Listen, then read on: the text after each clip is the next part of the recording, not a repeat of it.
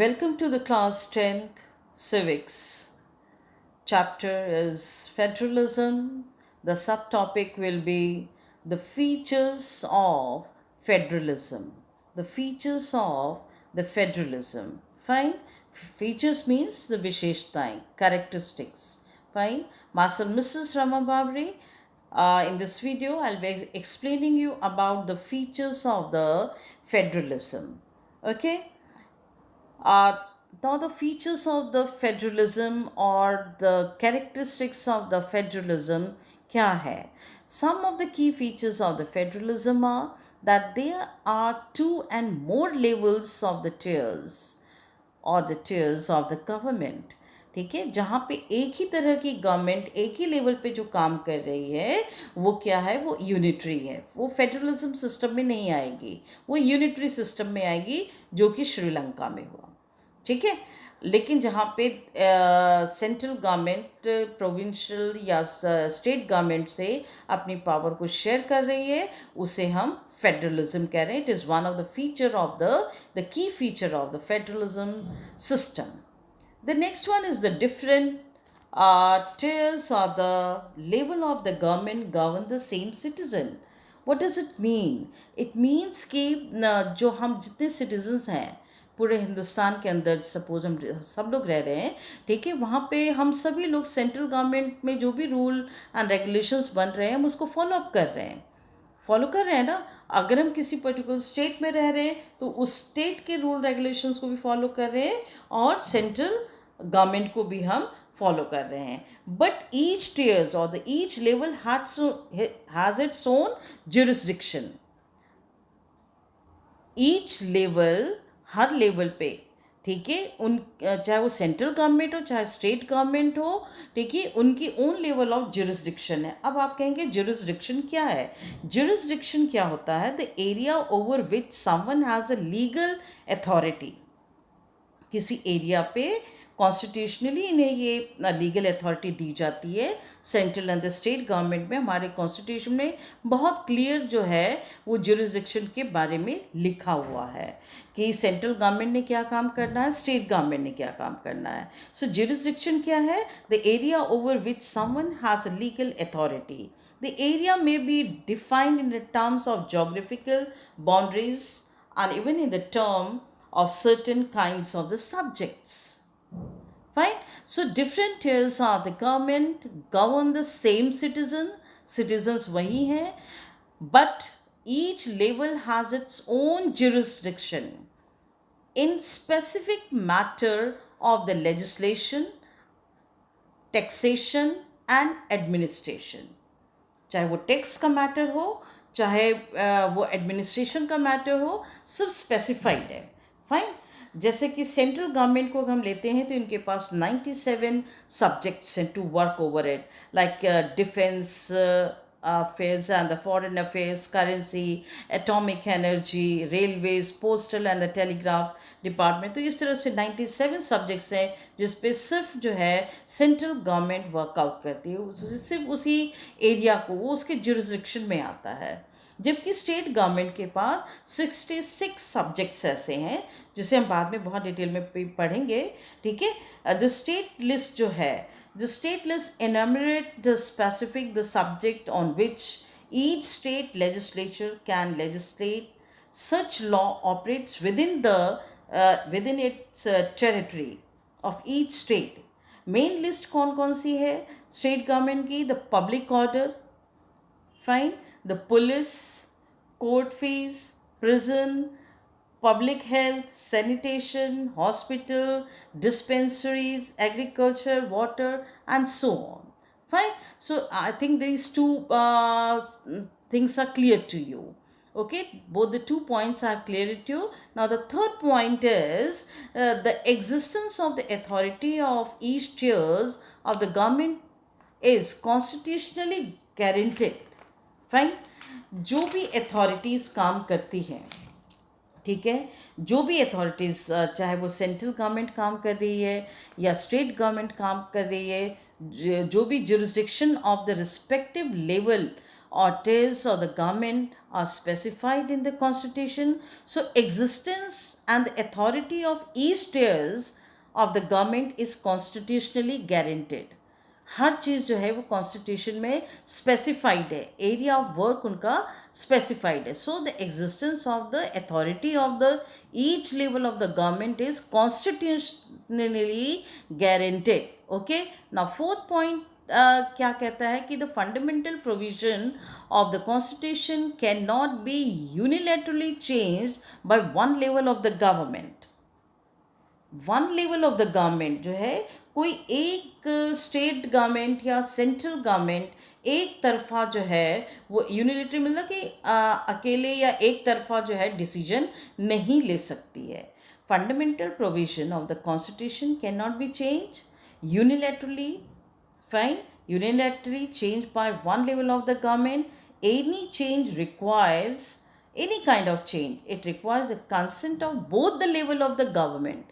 अगर किसी भी तरह के कोई चेंजेस लाने हैं, ठीक है, हमारे फेडरल सिस्टम में, फेडरलिज्म में, तो उसमें जो है कोई भी गवर्नमेंट अपनी मनमानी तरीके से या अपने ही तौर तरीके से यूनिलैटरली एक तरफा जो है अपने आप में ही कोई भी चेंजेस या डिसीजन जो है वो नहीं ले सकती है. अगर किसी भी तरह की चेंजेस रिक्वायर्ड है तो वहाँ पे जो है वो क्या करते हैं, एक दूसरे की कंसेंट लेते हैं. ठीक है, बोथ द लेवल्स पे, central government and the state government, both the levels पे. I hope that this much is clear to you. The point number 3, I'm repeating it for you. The existence and the authority of each level of the government is constitutionally guaranteed. संविधानिक तौर पे संविधान ने, हमारे constitution ने central government और state government को जो भी वो काम कर रहे हैं उनका area of power and the limitations, उनके अथॉरिटीज़ बहुत क्लियर कट उसमें मेंशन है, वो गारंटेड है. फाइन. और दूसरी बात जो है आपकी क्या है, fourth point, the fundamental provision of the constitution can not be unilaterally changed by any one level of the government. अगर किसी भी तरह का चेंजेस लेकर आना है तो फेडरल सिस्टम में यूनिलेटरी चेंज जो है वो नहीं हो सकता है. यूनिलैटरल चेंज मतलब कि कोई एक गवर्नमेंट अपने मनमानी तरीके से, अपने तरीके से वो चेंज ले आए, ऐसा फेडरल जो फीचर जो है फेडरलिज्म का, हमारा जो फीचर्स है, फीचर्स ऑफ फेडरलिज्म में वो एग्जिस्ट नहीं करता है. ठीक है, फेडरल फीचर्स का मतलब यहाँ क्या हुआ, फोर्थ नंबर में देखिए, ये एनसीईआरटी बुक से ही को फोकस करा गया हुआ. तो इस वर्ड का जो मीनिंग है, ठीक है, it's meaningful, and when ever you write down the answer you must try your level best to use these words. Unilateral. Okay, constitution cannot be unilaterally changed by any one level of the government. Hope these 2 points are clear to you now. Okay, now let us switch over to the fifth point. The court have a power to interpret. The court have the power to interpret the constitution and the power of the different level of the government. जो court है वो मतलब कि interpret कर सकती है, वो उसको पावर है, उसके पास पावर है. The court has a power to interpret the constitution and the power of the different level. Highest court act as a umpire. Highest court जो है it acts as a umpire if dispute arise between the different level of the government. It exercises its power over there. The government exercises its power over there. Where जब suppose central और state government के बीच में कोई conflict है या state versus state कोई conflict हो गया, किसी भी बात को लेकर के हो सकता है. ठीक है, तो ये one of the federal feature है हमारा. ठीक है, हमारे देश का एक फेडरलिज्म का जो फीचर है वो क्या फीचर है, वो ये कहता है कि एक दूसरे पे इंटरफेरेंस इंटरप्रेट करना, कोई स्टेट टू स्टेट या सेंटर टू स्टेट या स्टेट टू सेंटर, वो नहीं। यहाँ पे कोर्ट जो है, कोर्ट को कॉन्स्टिट्यूशनली उसको पावर मिला हुआ है, तो संविधानिक तौर से वो पावरफुल है इस मैटर को लेके कि सुप्रीम कोर्ट, हाई कोर्ट, जो भी हमारे देश में कोर्ट एग्जिस्ट कर रहे हैं ये, तो ये court haves a power to interpret, वो इंटरप्रेट कर सकता है, ठीक है, वो इंटरफेयर कर सकता है। And the power of the different level of the government, central government, the state government, district level पे भी कोई गड़बड़ चल रही है तो वो मतलब कि उसको पूरी अथॉरिटी है कोर्ट को। Now comes the next point, the source of revenue of each level of the government are clearly specified to ensure the financial autonomy. Financially देखो, हर स्टेट को और सेंट्रल गवर्नमेंट को अपने अपने एरिया में डेवलप करने के लिए कहाँ से उनके पास पैसे आते हैं, सोर्स ऑफ इनकम उनके पास क्या है, सारे टैक्सेस वगैरह है कि नहीं है। तो source of revenue, the source of tax for each level of the government are clearly specified to ensure, इस बात को इंश्योर करता है उसके फाइनेंशियल ऑटोनॉमी के, उसको उसका जो अधिकार है कि वो कहाँ से वो रेवेन्यू को कलेक्ट करेगा। This is very much clear. The source of revenue for each level of the government are clearly specified to ensure its financial autonomy.